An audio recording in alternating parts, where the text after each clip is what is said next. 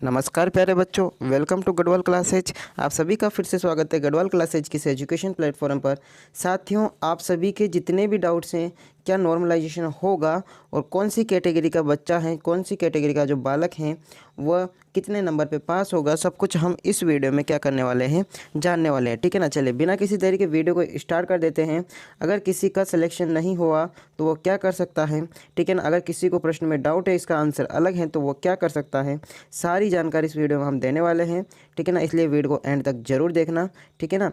और अगर आप और एग्जाम्स का फॉर्म भरना चाहते हो तो 3 ऐसे हैं जो नॉन सीईटी से हैं, अभी वैकेंसी निकल रही है, उसका एग्ज़ाम भर देना। ठीक है ना। बात करें रीट पात्रता परीक्षा की 2025 की, सामान्य वर्ग की जो आपके टीएसपी हो या फिर नॉन टीएसपी हो, आपकी जो है 60% जो है आपके क्वालिफाई मिनिमम जो है मार्क्स होने वाले हैं। यानी कि अगर आपने 90 क्वेश्चन आपने सही किए तब जाके आप जो है क्वालिफाई होगे।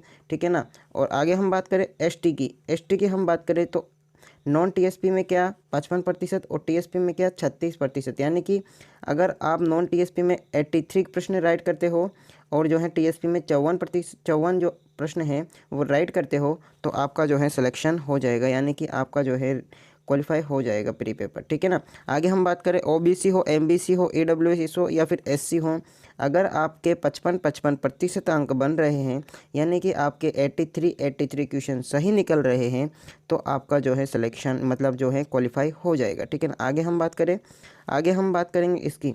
सबसे क्या बात करूं मैं, विधवा या फिर परिवेक्ता हो, अगर 50% आपके जो है मतलब जो प्रश्न जो हैं सही निकल रहे हैं, यानी कि 75 नंबर आपके आ रहे हैं, 75 प्रश्न आपके सही निकल रहे हैं, तो आपका सिलेक्शन होगा, क्वालिफाई होगा। ठीक है ना। अगर मैं बात करूं दिव्यांग की, तो दिव्यांग में आपको जो है 40% यानी कि टीएसपी में 40, नॉन टीएसपी में 40, यानी कि 60 प्रश्न आपको जो है सही करने होंगे, तब जाके आपका जो है प्री क्वालिफाई होगा। ठीक है ना। लास्ट है हमारा शहरिया जनजाति या फिर शहरिया क्षेत्र से जितने भी लोग आते हैं, अगर उनके नॉन टीएसपी में 36 और टीएसपी में भी कितने 36, यानी कि अगर उसके 54 प्रश्न सही हैं तो उसका जो है वो रीट प्री क्वालिफाई होगा। अब चलिए बात करते हैं क्या सर इसमें नॉर्मलाइजेशन होगा तो कैसे होगा। ठीक है ना।